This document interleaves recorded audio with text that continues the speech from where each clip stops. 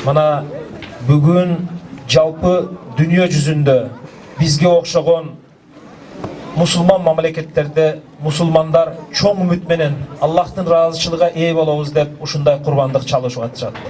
Ал эми ошол жандыктардан эң улуусу болгон, бая курбандыкка чалынган жандыктардан эң улуусу болгон кой, эчки, уй, ал эми эң улуусу болгон мына төөнү чалып атат экенсиздер.